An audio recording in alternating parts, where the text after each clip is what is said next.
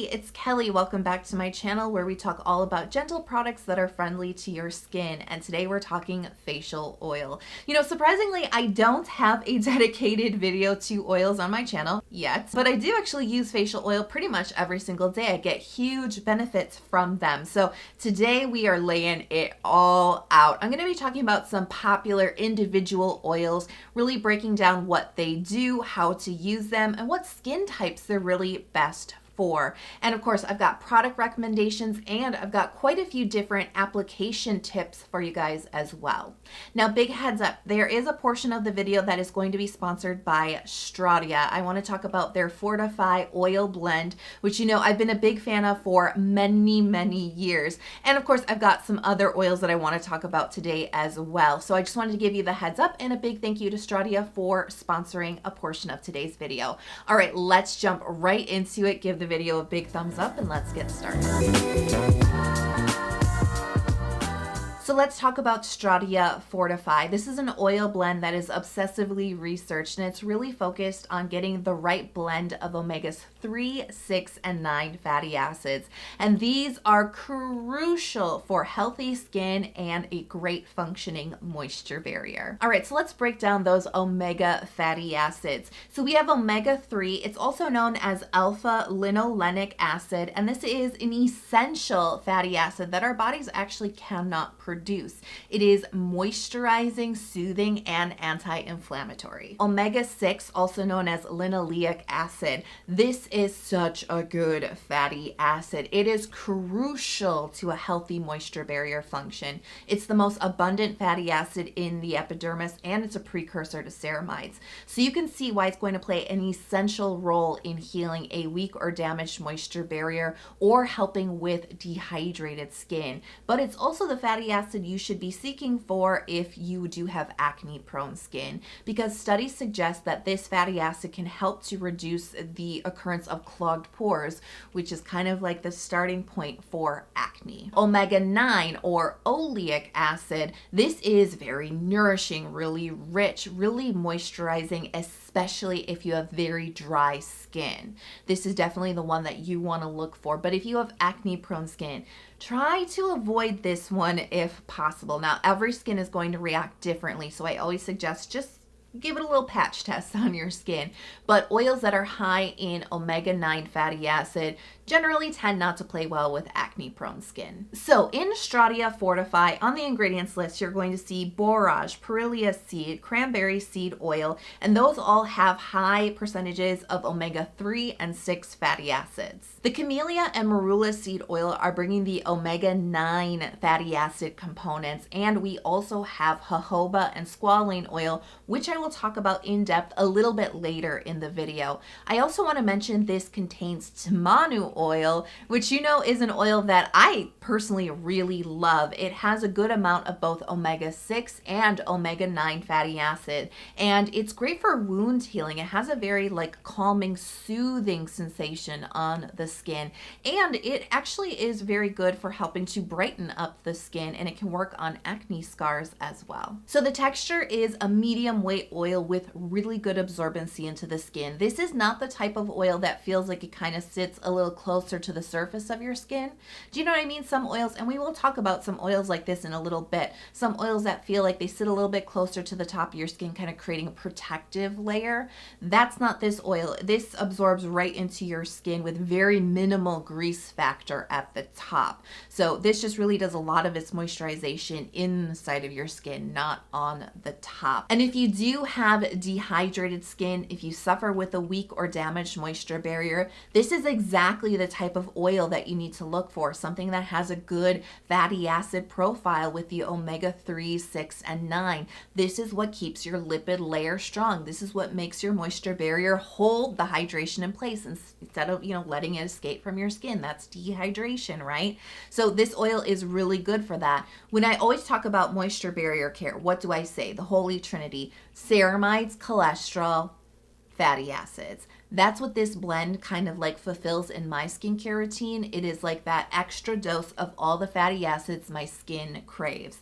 If you've been following my channel for a while, you know that this is not the first time that I've tried this oil. I've actually been using it for about, I think almost 3 years now. I've gone through countless bottles, and you know my skin just drinks this up, and I absolutely love it so much because it has been so beneficial for my main skin concerns, which is my moisture barrier and dehydration. So this is a great oil to kick the video off with too, because we're going to talk more about those fatty acids in individual oils. But if you're kind of seeking for like that one product that kind of has done all the work for you, if you know you need these in your life, Stratia Fortify has it all in one little bottle. Now, before we jump into some of the other oils in the video, I have an application tip for you. Now, you may know that you can apply oil directly to your skin, but sometimes that might feel a little greasy. It might feel a little bit heavy. So my tip for you is don't be afraid to put a couple of drops of oil into your moisturizer, mix it together, and apply it that way. You still get all the benefits of the extra moisture and nourishment on your skin, but it's actually a great way to increase absorbency and to cut down on thickness and to cut down on greasiness. So one of my favorite ways to apply Fortify is just a couple of drops mixed into Stratia Liquid Gold, and then I apply that to my face. You've seen me do it a million times, and it really keeps the oil layer a lot lighter on my skin because, you know, I like a multi-layered routine, and it helps with the absorbency too, so I can get through my skincare routine just a little bit faster. So if you've ever been struggling with a heavy feeling or a greasy factor with your oils, try this tip out. It definitely can help in those areas. All right, let's talk about individual oils, and I got to start it off with Squalane. Now here I have the one from the Inkey list, but really from any brand. If you want to start with facial oil, but you're a little bit confused, you don't exactly know where you should start, what oil to try first, try Squalane oil first. And I say this for a couple of reasons. Number one, it's a skin identical oil, and it's actually compatible with all skin types. So whether you are oily or dry, this is definitely a safe oil for you to try out. Now, if you have acne prone skin, this is acne safe. If you have fungal acne, there's 2 oils that are fungal acne safe, and this is one of them. So you see why this is kind of my universal recommendation. I think this is a really good area to start. But one of the other reasons why I say that is because of the texture. Now, you know how I like to set up my product recommendations by texture. This is the lightest oil in the video. We're going to talk about some other individual oils, and I'm going to be building up in the richness and in the thickness and in the heaviness. Starting here, this is the lightest one in the video. It's got that really beautiful fluidy light texture, great absorbency into the skin, and like hardly any like grease factor at all. This feels so good on the skin. Next up is Rosehip oil. The one I have here is from the Inkey list. Now this is an oil that is high in omega-6 fatty acids, and it has some omega-3 fatty acid. It's also high in antioxidants, vitamin E and vitamin A. And I do find that Rosehip does have a little bit of benefit for the complexion. It can kind of make your skin just a little bit glowier. And there are some studies that suggest that Rosehip is pretty good for clog prone skin because it can kind of help reduce the amount of clogs that you get. Now, here's what I have to say about that. I think that you should take everything that I say in this video with a grain of salt, because while I am trying to teach you some ways to identify oils that should work for your skin type and skin concerns, you always have to remember skin is super individual and it's going to react in an individual way. So these are just guidelines for you. They're not guarantees. So I always do suggest, if you're going to add a facial oil into your skincare routine, that you start off with a patch test, usually just kind of somewhere along the jawline. I find to be a really good area. Now, Rosehip oil does have a nice light and fluidy texture, a little bit thicker than Squalane, but definitely we are still in the lightest oils in this video.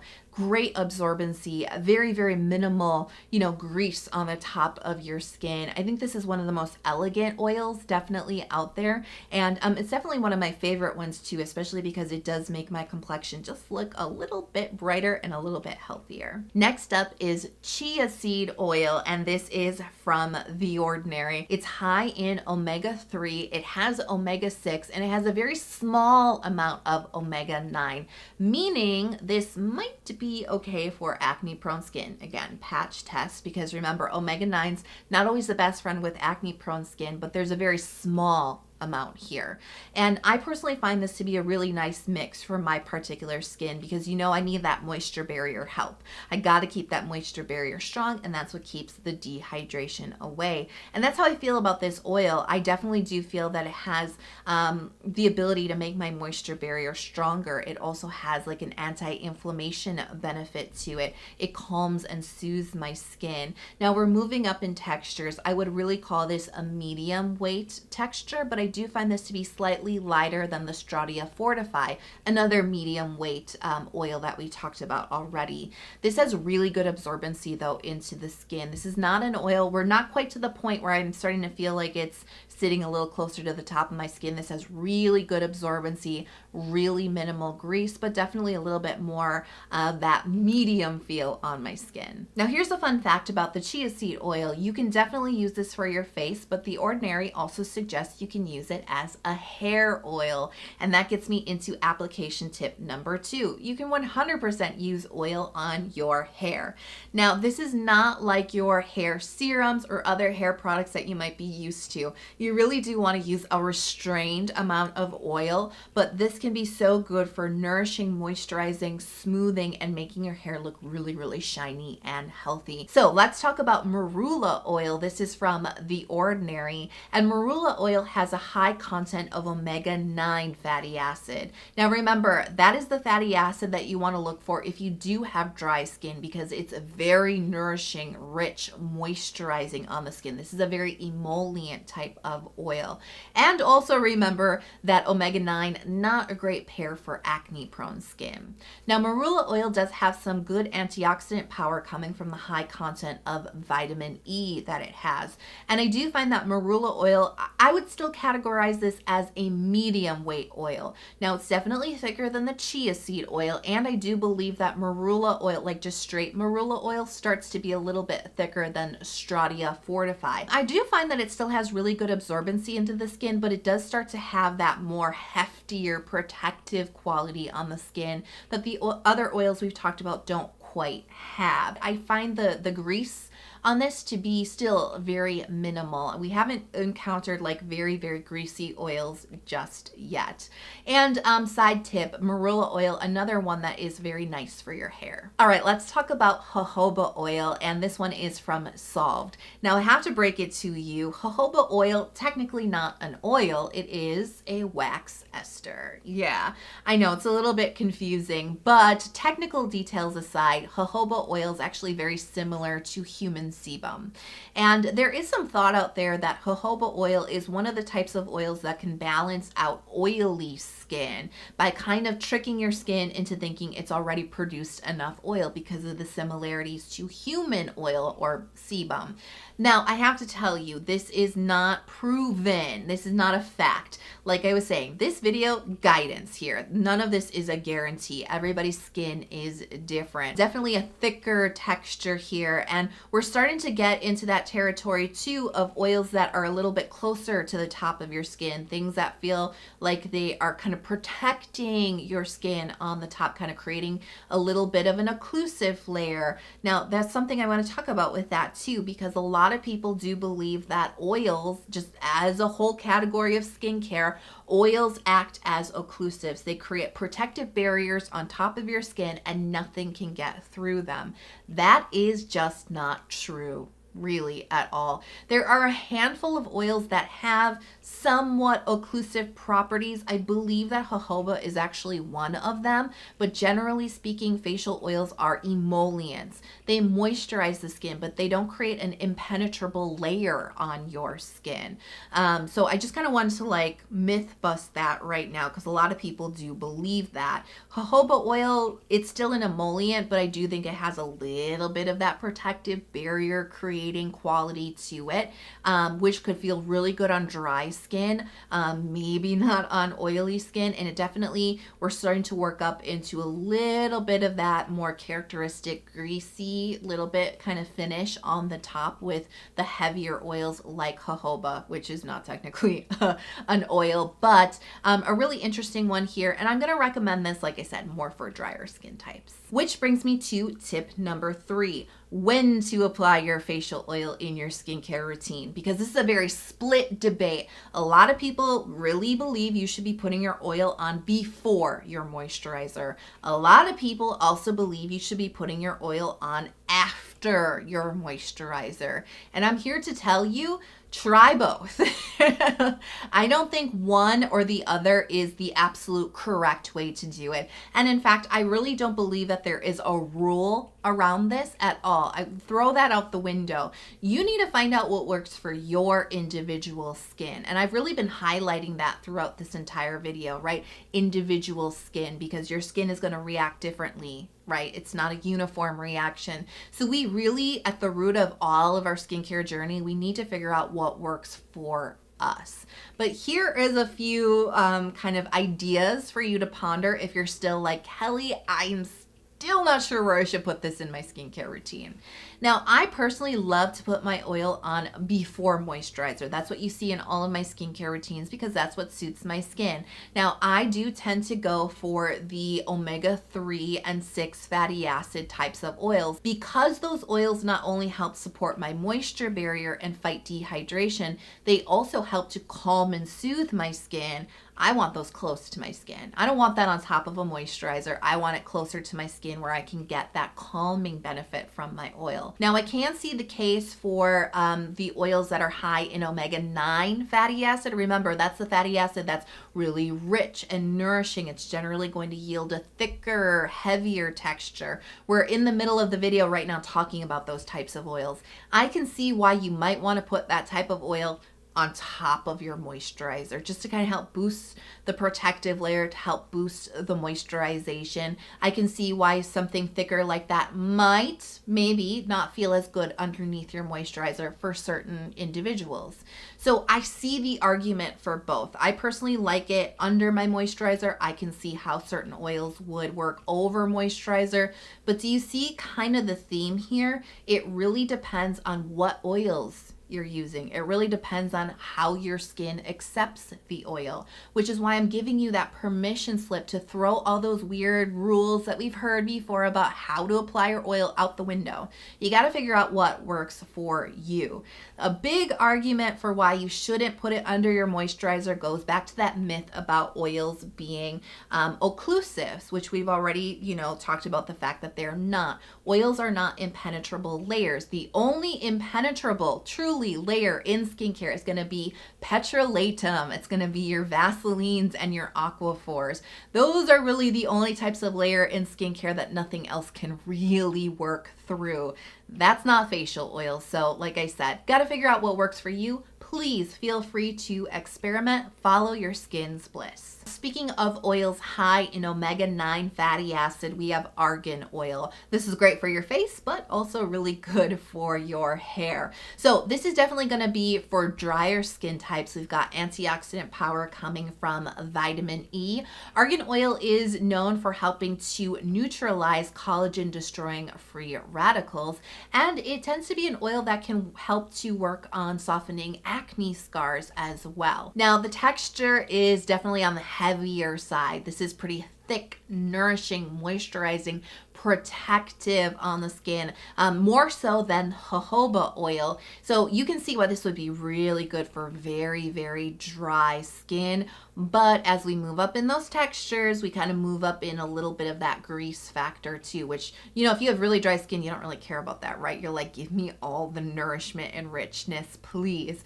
But if that doesn't quite describe your skin type, this is the type of oil that might start to feel a little bit heavy and a little bit greasy on your skin. Which brings leads me to tip number 4. You can use oils on your hands, nails, and cuticles. This is great to find an individual oil that you like on your hands, but it's also a really good use for any type of oil that just didn't quite work out for your face.